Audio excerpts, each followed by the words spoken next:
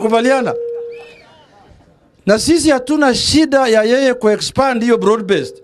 Wale wameingia waingie na wengine zaidi wakuje ndani. Sisi ile kitu tunahitaji kama wananchi ni huduma ya serikali. Hatutaki kujua nani analeta huduma. Iletwe na Mbadi, iletwe na Upio, iletwe na Mutai Kagwe, iletwe sijui na Kabogo, yote ile kitu sisi ni taxpayers, tunataka huduma. Si namna hiyo? Wakati ODM iliingia watu yao walipewa kasi. Kuna wengine walikuwa napiga kelele, ODM wameingia kwa serikali, sasa ODM wameacha upinzani, sijui wamefanya nini. Saa hii wengine wamekuja, sioni kama watu wanapiga kelele. Sasa hao wanataka tu ODM ndio ipige kelele hapa town. Ama watu ODM ndio upinzani. Sisi pia tunataka stima. Tunataka barabara. Tunataka maji. Tunataka afya njema. Si namna hiyo? Iko watu wengine huko Nairobi wametupangia sisi ndio mpinzani peke yake mpaka Yesu arudi. Nyinyi mnakubali hiyo wote Nyatike? Tunataka huduma pia ifike Nyati. Barabara kutoka Masara kwenda Mnguru lazima imalizwe. Barabara kutoka hapa hii ya kwenda hii mpaka Londa mpaka iwekwe lami. Na haiwezi kuwekwa lami kama Mbadi haiko kwa pesa. Lazima ingie hapo watafute Sisi hatujawahi kuona minister ya finance tangu ya kutoka hapa jirani tangu tusaliwe. Si namna hiyo? Tulikuwa tunasikia tu Masakhalia, Isaitoti, profesa hii ya juzi inaitwa nani? Njuguna Ndungu, sijui Kimunya, sijui nani Uhuru Kenyatta. Saa hii ndio tumesikia mtu anaitwa John Mbadi Ngongo ni minister ya finance. Saa hii juzi. Na wakati tumefika hapo ndio mwingine anataka kuleta kelele hapa kando yetu. Bana, utapiga kelele mpaka ukufe. Sisi tumeziba masikio. Hatuoni saa hii tunalenga maendeleo ya Mbadi atalete pesa ngapi hapa Nyatike. Hiyo ndio muhimu saa hii. Interesting things JUNET is saying right there. Now, Prime Cabinet Secretary Musalia Mudavadi has urged leaders to focus on service delivery rather than politicking and wait for the right time. Mudavadi says politicking disrupts events and early campaigns are a hindrance to bettering the economy. He was speaking at the Vihiga Lugoli Cultural Festival, asking leaders to deliver promises made in 2022. Mambo ya kusema mtachagua viongozi na nini, you have your time. You have your time. Focus. Study them. Look at them carefully. Don't be cheated. Msidanganywe. Kura si kesho. Kura si kesho. Kura ni 2027. Kura ni 2027. Kwa hivyo hawa ndugu zetu wakifanya kazi na wale wanatafuta mfanye tu kazi mkiomba polepole, but the time to campaign will come tomorrow, so that we stop disrupting certain events. Tunataka mambo yende mbele. We don't bring politics into health matters when it's not necessary. We want more food, we want agriculture, we want to diversify the economy. We want avocados grown in larger numbers here. Hii mambo ikome. Let us be serious. Na ndugu zangu MCAs, mimi ndio niliandika sheria ya devolution. Marago devolution, bukureta ugatuzi, mimi ndio niliandika nikiwa waziri wa local government. Tukapeana mamlaka mashinani. Nyinyi MCAs, mukiangalia kwa functions za sheria ya devolution, mutaona kwamba mambo ya ugatuzi is a devolved function. Ni function ambayo imepewa serikali za ugatuzi.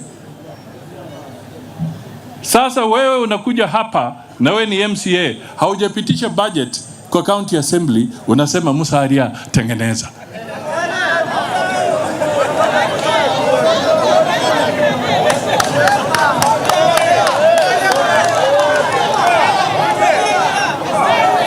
We must operate as leaders. We must stop this business of being leaders and saying I am pushing the back to the next person. I am pushing the back to the next person. No, take responsibility, discharge your responsibility, because you have the position and you are elected as a leader.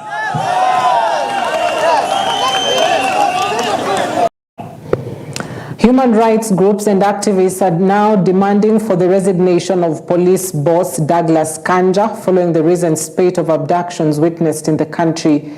They have pointed a blame finger on the National Police Service for sponsoring the abductions and denying any involvement, saying that interferes with the fundamental principles of democracy. They now want Kanja and the DCI answerable for at least 4 abductions reported just within this week. Currently, the police making a statement and using malicious words shows that they are threatening Kenyans. We had the president saying last week that parents should protect their children and teach their children on how to talk. Then immediately over 7 people have already disappeared in less than 7 days. This shows that we don't have a state. Mara mingi tumeona visa ambapo watu wanachukuliwa, na tukienda katika mitandao ya NTSA yale magari ambayo yamehusika details zao hazipatikani, na mara nyingi tumeona ni polisi wakifanya kama hilo, wakifanya jambo kama hilo. Ndio ile wazungu wanasema if it quacks like a duck, it is a duck. Vile wamekuwa wakifanya mara mingi, sasa imedhihirika, sasa imerudi tena. So hatuna doubts kwamba it could be the police. We feel that this is a clear admission that the police are no longer in charge of what is happening in this country. What they are telling us is that Kenya has become Haiti, and that gangs have now taken over, and that they are the ones who are abducting people left, right and center. So with this admission, we expect nothing short of the IG's resignation, because he has clearly showed Kenyans that he is not in charge, that the abductions that are happening are not being done by the police, but more so that they are not doing anything, or they cannot do anything to stop them. Vihiga County Senator Godfrey Osotsi has blasted the Inspector General of Police Douglas Kanja for denying any involvement of the police in a spate of abductions seen in the country this week. Senator Osotsi has termed the statement by the Inspector General of Police as misleading and an embarrassment. Waangalia ile memorandum tulipeleka kwa Kindiki tukiongozwa na Governor Otichiro, Mheshimiwa Kagesi alikuwa hapo, nilikuwa hapo, na tukasema mambo ya insecurity Vihiga County where the solution is. Hiyo memorandum ikishughulikiwa, hii shida ya insecurity ambayo imezidi hapa Vihiga County. Hata juzi wameumiza daktari wetu mkubwa hapa Zimbilu hapa kwa hospitali. Jambo la pili bwana Prime Cabinet Secretary, mambo ya abduction ya wananchi. Nimesikia leo IG anasema ajui wale watu wamefanya abduction. Hii ni aibu sana. Kama IG ajui wale watu wanafanya abduction, sasa yeye kazi yake ni gani? Sisi tunataka tujue ni kina nani wana abduct watu wetu, ndio Kenya isonge mbele. Religious leaders and a section of youth in Kisumu have expressed their concern over the ongoing abductions of government critics by unknown individuals believed to be state operatives. Now, the National Council of Churches of Kenya chairman for Nyanza, as well as Power Jesus Bishop Washington Ogonyo, criticized the government's handling of the situation, adding that such occurrences cannot happen without the knowledge of the government. There is nobody that can disappear in this country without the government knows where it is. Because the government has got a long arm. They know everything that is happening. So there's nothing that hidden that they cannot know. So we are advising our government for them to desist from adopting young people. If somebody did something wrong, a mistake, let him be arrested and taken to court. And even if he writes something wrong, malicious informations, let that person to be responsible, to be arrested and taken to court. Na ningependa kuambia our youth our generation Z ya kwamba the internet, it is for everyone, and we as Kenya we have a right of expression, but let us not go overboard. Let us have a limit of how we are doing it. Let us do it with the law that we are having in Kenya by the constitution. Kwa kile ambacho kinaendelea nchi yetu ni ya kuhuzunisha sana, kwa sababu watoto wetu wanapotea na tujui wanaenda wapi. Leaders from Western Kenya are pushing for a more united front in the region in fighting for the national cake come 2027. Former Bungoma County Governor Wycliffe Wangamati says Western leaders should push to back the running mate position in the coming general elections. Senator Osotsi at the same time has hinted at possible alliances between Kenya Kwanza and ODM party come 2027. Mimi nikiangalia vile siasa inaenda katika Kenya hii 2027, naona ni kuwa we are going to have a new alliance, a new coalition, and Your Excellency nataka kushukuru. Naona huko kwa mstari ya mbele ya kusaidia baba akuwe chairman wa African Union Commission, na dalili inaonyesha kuwa sisi watu wa mkoa wa Magharibi, watu wa Nyanza, watu wa Rift Valley tutakuwa coalition moja. Na mimi nataka kuomba viongozi wenye wako hapa wote, members of parliament wenye wako hapa, as we plan, as we look forward, pia sisi kama jamii ya Western, we must be on that table asking for a running mate position in 2027. Na hiyo haitakuja kwa sababu tunataka kuungane. Ya kwanza, we must make sure that we have numbers hapa Western Kenya. Mimi nimeona ndugu zetu wa Nyanza wanapiga debe. Sisi kama viongozi wa Western, we must start making that noise as well. Na mimi nataka kusema, badala ya kuongea maneno ya Luya Unity kwanza, tunatakikana tuanze kuangalia registration of voters katika Western Kenya. Kia wenzangu wakiongea mambo ya muungano. Mimi ni deputy party leader wa ODM. Na sisi ODM tumejipanga. Na sisi tunasema, sisi tunasonga mbele, tunaendelea kujipanga. Lakini Prime Cabinet Secretary, mimi nilikuwa kwa ofisi yako juzi. And it was very symbolic. I had a special message from my party leader Raila Amolo Odinga. Kwamba Mheshimiwa Mudavadi, wewe unafanya kazi mzuri ya kukampenia baba, shikilia hapo.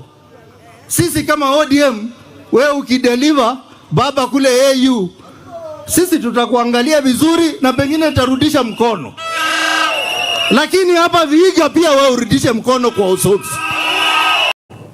The 40 billion shillings Dongo Kundu bypass road has become a game changer in the transport sector as it has revolutionized the region's connectivity, with hundreds of vehicles using the road to connect to South Coast during this festive season, boosting the tourism sector at the south coast of Kenya. The 17.5-kilometer dual carriageway opened for passengers' vehicles alone has become a darling to many taxi, tourists and PSV drivers, and especially those connecting to Moi International Airport in Diani and the Mombasa Standard Gauge Railway terminus. Ronald Musyoka, a tourist driver, says it only took him 45 minutes from Diani to Moi Airport and SGR terminus compared to 2.5 hours when using the busy Likoni ferry channel, a move which has easy movement, saves time while attracting more tourists to enjoy their holiday in Diani.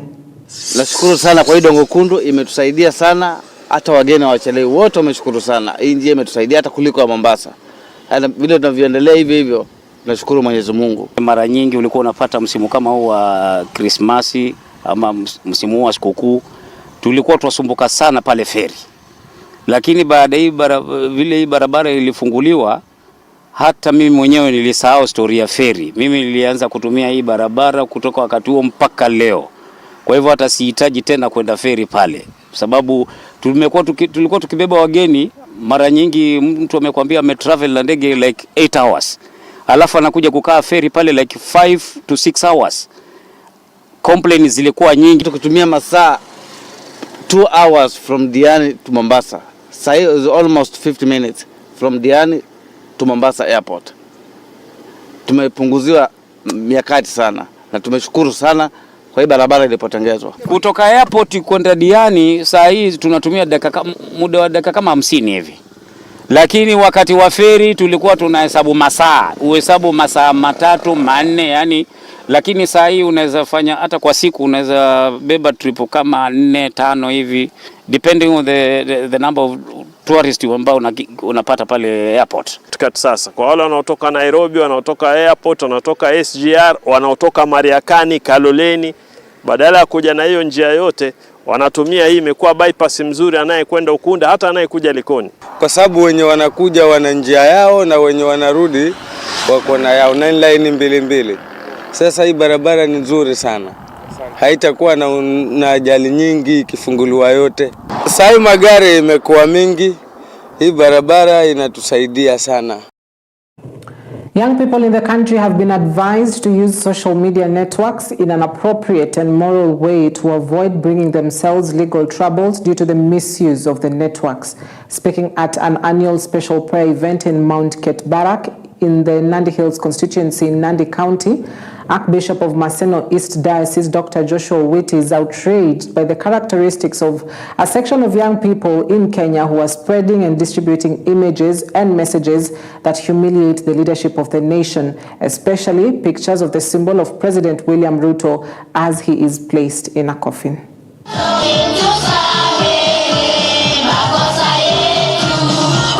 We need to respect our leaders. As young people, we are always reminded that respect and discipline and obedience is what gives us success in life. Before we go to the social media with things that we cannot get facts of, please let us restrain ourselves. Let us make sure that we respect our leaders. Name calling does not make us have peace. Kenya has enjoyed peace and we continue to enjoy peace that we who are parents, if we don't take care of our children, then we are going to lose them and lose the country. I want to urge our young men and the Gen Zs that let us be cautious on what we post on the social media. Before we blame the government on the kind of abduction that it is taking place in this country, let us be very cautious on what we post. Let us have some kind of respect for our leaders. The positions we held today from the president are not individual positions, but position on behalf of the great people of Kenya. Let us respect those who are in authority and exercise constraints as we execute and exercise our democratic rights as citizens of Kenya.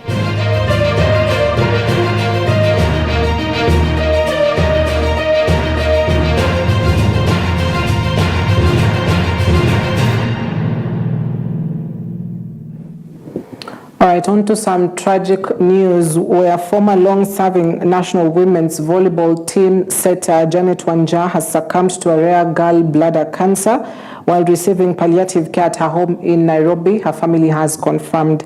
Now, Wanja's brother Kelvin Kimani, who's a renowned football player currently on loan at Mathare United, announced the devastating news of the passing on of the decorated Malkia Strikers and Kenya Pipeline former player on his social media platforms on Thursday night. The 40-year-old celebrated setter was diagnosed with a rare cancer a few months ago, shortly after returning from the Paris Olympics, where she served as a trainer for the Malkia Strikers. Upon returning from Paris, Wanja was out of the spotlight for months before her family confirmed her illness earlier this month.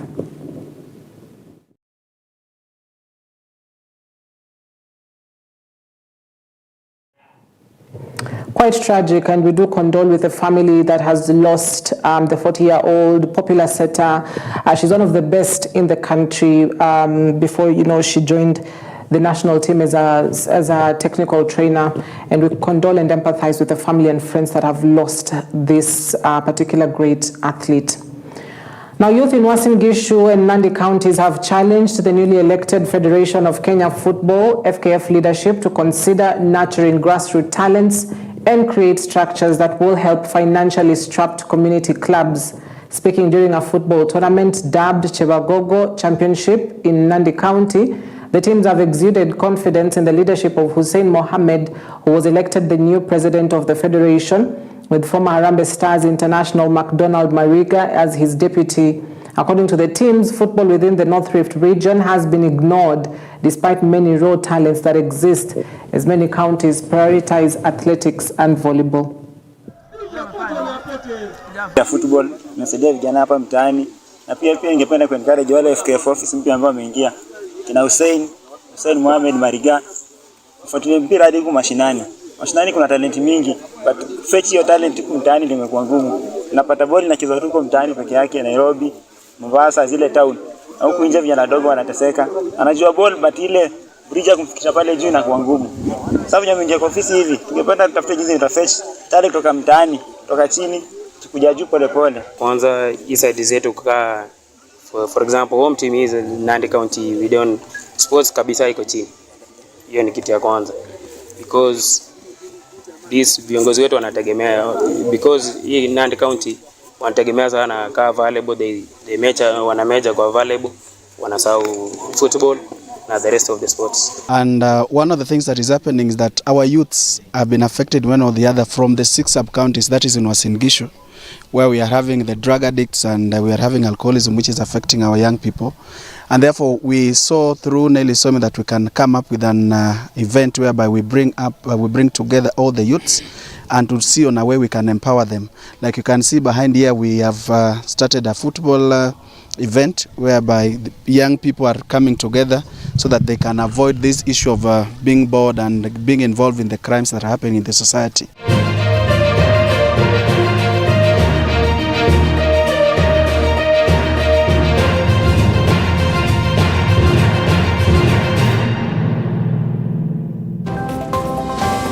All right, about 25 minutes past the hour mark. That is why I wrap it up this afternoon. Thank you very much for joining us. I hope that you're up to date with what is making headlines across the country. Join my colleague Belinda Williams at 4 and 7 p.m. and see you at 9 p.m. as well. Have a lovely afternoon.